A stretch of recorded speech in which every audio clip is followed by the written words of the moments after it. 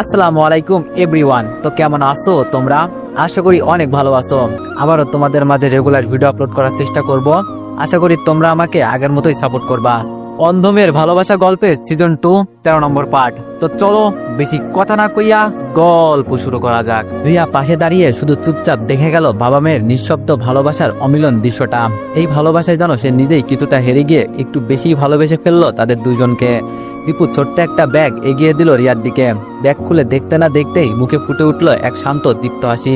রিয়া বলল, আজও আমার পছন্দের জিনিস, একদিনও কি ভুল পড়ে না? দীপু বলল, নিজের বউকে কি কেউ কখনো ভোলে রিয়া? তুমি শুধু আমার জীবন সঙ্গিনী নও, তুমি তো আমার পথ চলার প্রেরণা। তুমি যে শুধু পাশে থেকেছো তাই নয়, আমার চেয়ে বেশি কষ্ট করে চলেছো প্রতিদিন।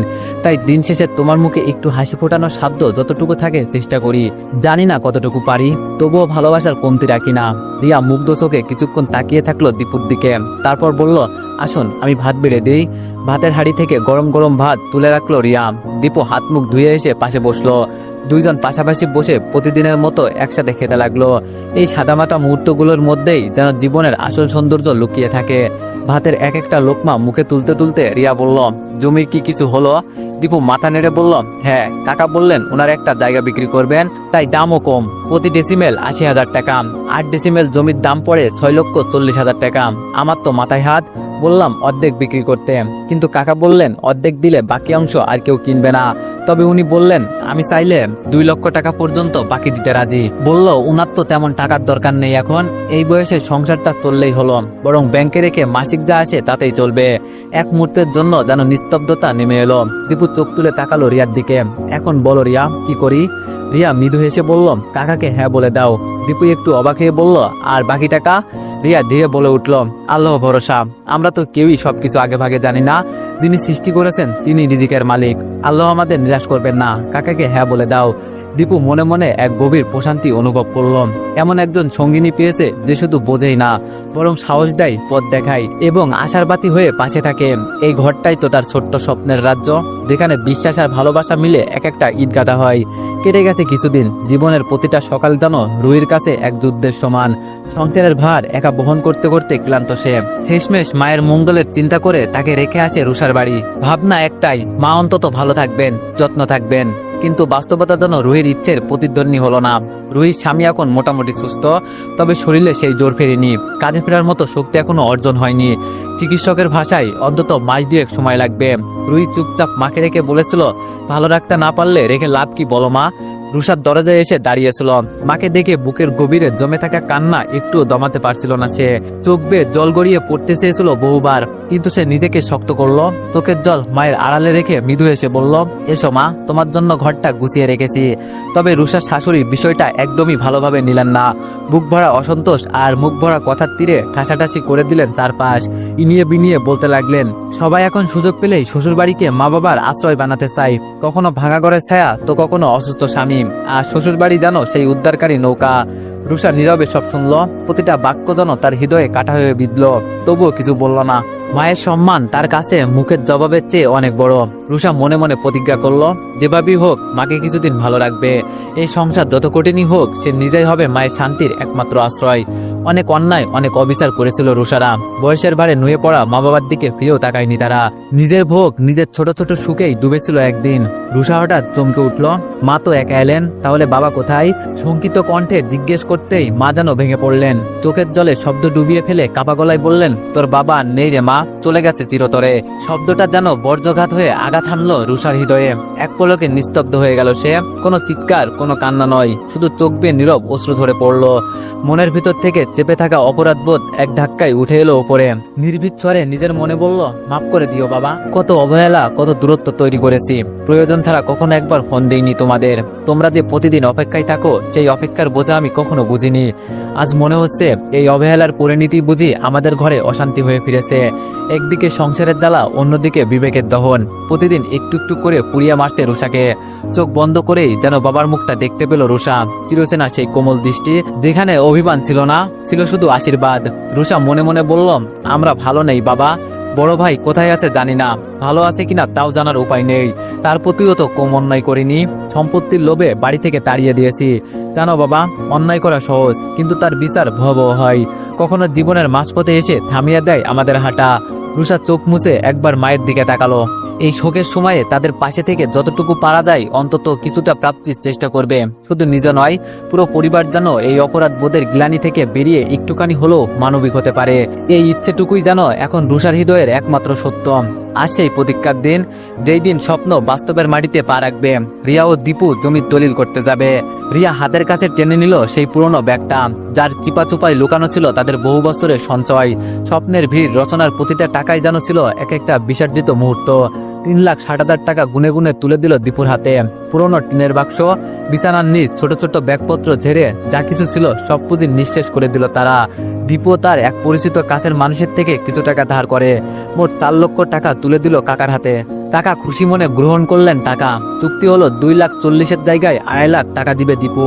এই কথা দীপুই বলেছে। জমির দলিল করে কাগজপত্র তুলে দিল দীপুর হাতে। সেই দলিলের পাতায় ছিল শুধু কালি নয়, ছিল রিয়া দীপুর দীর্ঘ লড়াইয়ের গল্প, ছিল দুজনের নিঃস্ব হওয়ার সাহসী সাক্ষ্য।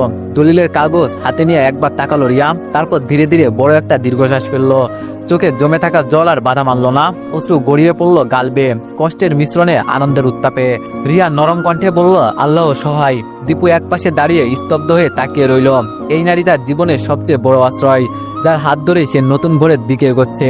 আকাশটা আজ একটু বেশি নীল মনে হলো, আর বাতাস যেন বলছিল, শুধু বিশ্বাস রাখো, ত্যাগ কখনো বিতা যায় না। আজ রিয়ার আনন্দের যেন কোনো সীমা নেই। মনের কোণে যে স্বপ্ন একসময় কেবল ধোয়াটে ছিল, আজ তা জমিনে গাঁথা হলো। এক তিতলে জমির দলিল হয়ে নিজের নামে বাড়ির জায়গা কিনেছে সে। এ যেন শুধু এক টুকরো মাটি নয়, এ যেন তার স্বপ্নের বীজ বপনের প্রথম সকাল। আল্লাহ কাউকে নিরাশ করেন না, এই বিশ্বাস রিয়ার বুকের গভীরে সেটে আছে।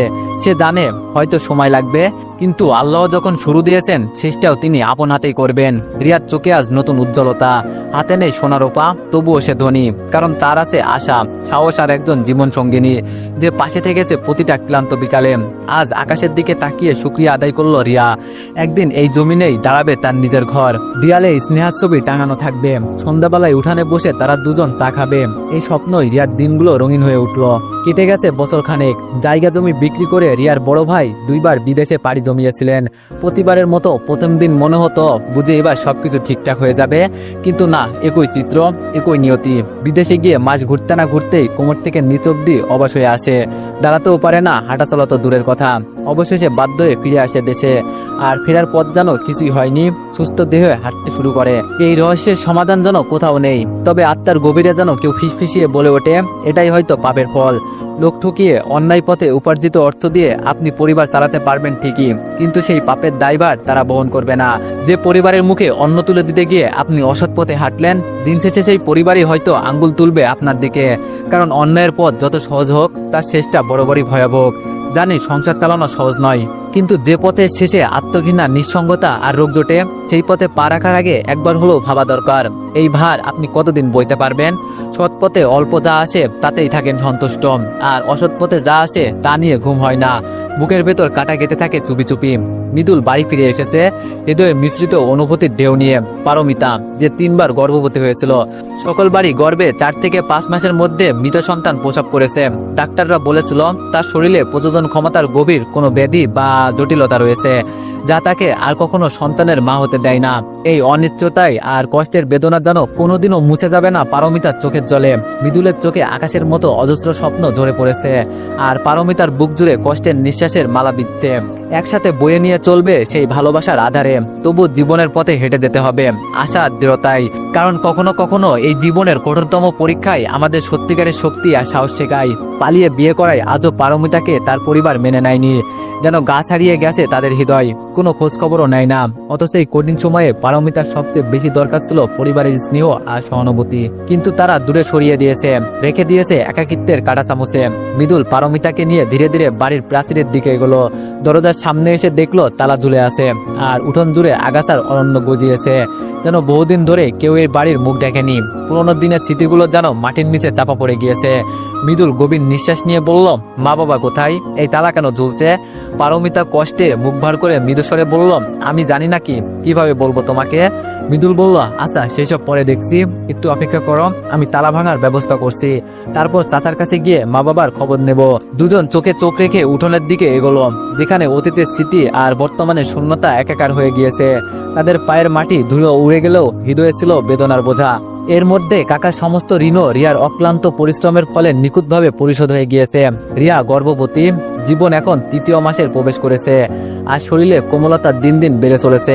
আগের মতো কঠোর পরিশ্রম করা তার জন্য এখন অনুপযোগী।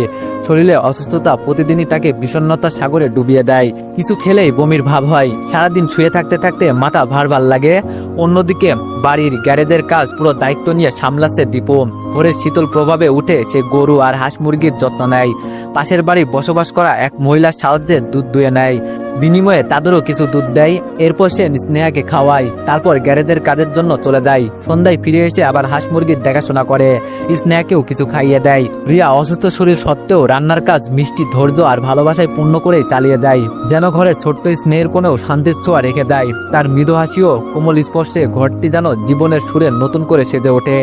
অন্ধকারে যেন সূর্যের কিরণ এসে হাসে। রাত্রির নীরবতায় দীপুর বুকে মাথা রেখে রিয়া বলল, আপনার খুব কষ্ট হয় তাই না? বাড়ি আর গ্যারেজের দুই দিকে একাই সামলাতে হচ্ছে আপনাকে। দীপু মৃদু হাসি দিয়ে উত্তর দিল, এইসব নিয়ে তোমার বেশি চিন্তা করতে হবে না রিয়া, তুমি বরং নিজের যত্ন নাও। দিনের বেলা আমি বাড়ি থাকি না, দেখার কেউ নেই খেয়েছে কিনা। রিয়া বলল, জায়গা তো হয়েছে, এখন বাড়ি কখন করব? দীপু বলল, জমি পেয়েছি, ঘর তো হবেই, সময় লাগবে, একটু ধৈর্য ধরতে হবে। তুমি তো বললে আল্লাহর উপর ভরসা রাখতে হবে, আল্লাহ তার বান্দাদের খালি হাতে ফেরেন না, সবকিছু তার ইচ্ছা মতো হবে। দীপুর কণ্ঠে ছিল অবিচল বিশ্বাস আর সাহসের ছোঁয়া, আর রিয়ার চোখে ঝলমল করছিল নতুন দিনের স্বপ্নের আলোর প্রতিফলন। তারা দুজনেই জানতো কঠিন সময়ের পরেই আসবে সফলতার হাসি বা তাদের পরিশ্রম আর ধৈর্যের ফল। মৃদুল পাশের বাড়ি চাচার কাছে গেল মা বাবার খোঁজ জানতে। মৃদুল বলল, চাচা, মা আর বাবা কোথায়? চাচা একটুখানি দম নিয়ে তাকালেন তার দিকে। চাচা বলল, তোমার বাবা তো বছরখানেক আগেই মারা গেছে, আর তুমি আজ খোঁজ নিচ্ছ? কথাটা শুনে কিছুক্ষণের জন্য স্তব্ধ হয়ে গেল মৃদুল। তারপর মৃদু গলায় জিজ্ঞেস করলো, আর মা কোথায়? চাচা বলল, উনিও তো কিছুদিন ছিলেন এখানে, শেষমেশ রুয়ে এসে নিয়ে গেল। চাচার কাছ থেকে খুঁটিনাটি জেনে বিষণ্ণ মনে নিজের ঘরের দিকে পা বাড়ালো মৃদুল। চুপচাপ হাঁটছিল, মনটা ভার হয়ে আছে। অনেকদিন পর নিজের ভিটেমাটি দেখছে, অথচ শান্তি নেই কোথাও। এইদিকে পারমিতা রান্নাঘরে ঢুকে একে একে সব কৌটা খুলে দেখলো, না আছে চাল, না আছে ডাল। চুলোটাও জমে থাকা ছাইয়ে ঠান্ডা হয়ে আছে বহুদিন ধরে।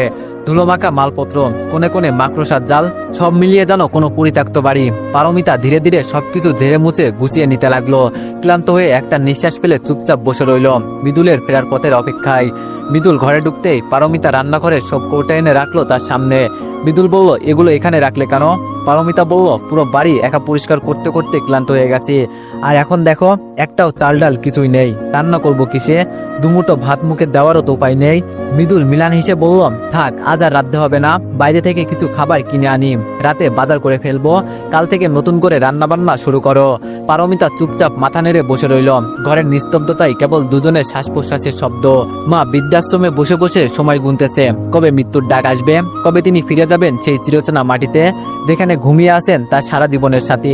বেঁচে থেকে শান্তি মেলেনি, অন্তত মৃত্যুর পর যেন তার ভালোবাসার মানুষটির পাশে একটু শান্তি মেলে, যেখানে থাকবে না কোনো ঘোটা, থাকবে না কোনো তুচ্ছতা, থাকবে কেবল নিঃস্বার্থ ভালোবাসা আর অন্তরে প্রশান্তি।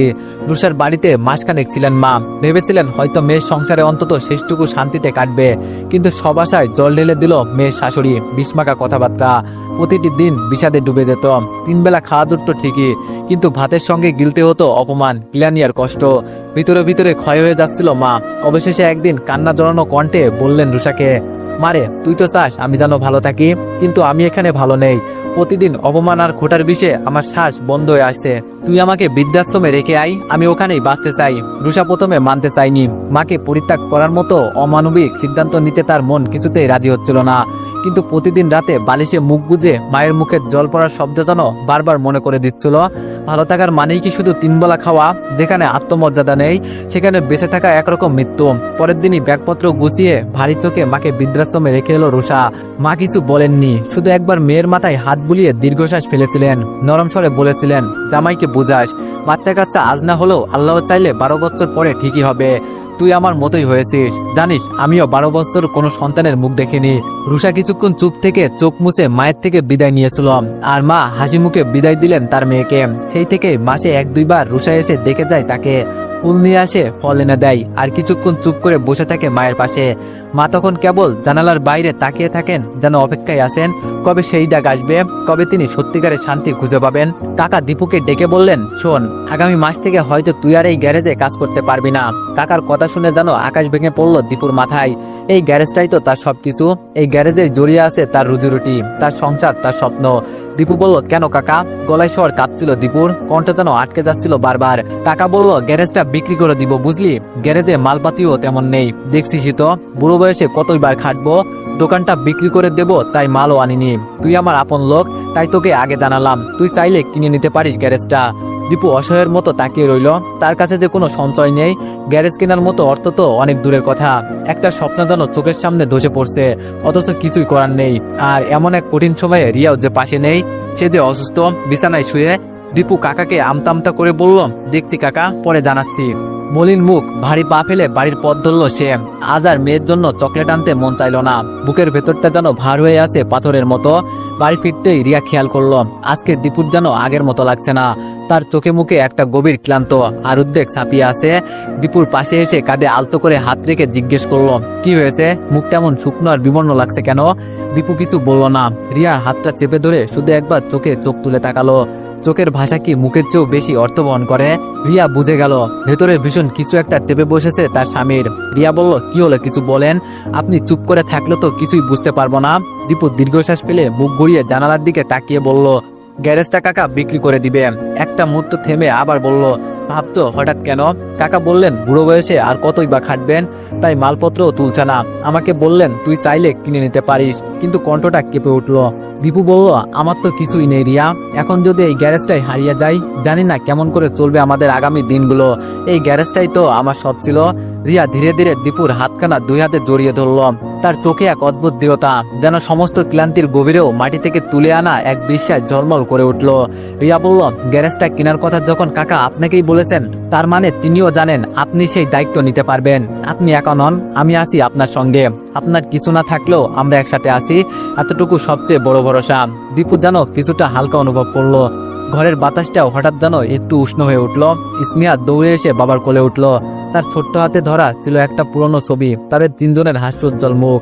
সেই মুহূর্তে দীপু অনুভব করলো, হ্যাঁ, তার হয়তো টাকা নেই, ব্যাংক ব্যালেন্স নেই, তবুও তার আছে এক ভালোবাসার সংসার, যেখানে আশ্রয় আছে, সাহস আছে, আর আছে বুক ভরা স্বপ্ন, যা একদিন গ্যারেজের ভাঙাতালা খুলে নতুন করে দিগন্ত দেখাবে। সকালে ঘুম থেকে উঠে রিয়া ধীরে ধীরে দীপুর হাতের মুঠোয় কিছু টাকা গুজে দিয়ে বলল, রাতে অনেক ভাবলাম, আপনি বরং এক কাজ করুন, কাকাকে বলুন গ্যারেজটা এখনই বিক্রি না করে আমাদের কাছে ভাড়া দিয়ে দিতে। উনি চাইলে মাস শেষে ওনাকে 8-10 হাজার টাকা দিয়ে দিতে পারি। দীপু কিছুটা আশ্চর্য স্বরে বলল, সেটা কি উনি মানবে রিয়া? রিয়া বলল, বলেই তো দেখুন, পারলে কাকার থেকে 2 বছরের সময় চেয়ে নিন। বলুন, কাকা আপাতত 2 বছরের জন্য গ্যারেজটা ভাড়া দিন, 2 বছর পর আমি পুরো টাকাটা দিয়ে কিনে নিব গ্যারেজটা। তার আগে যতটা সম্ভব একটা গ্যারেজের ভাড়া সাধারণ হারে আমি টাকা দেওয়ার চেষ্টা করব।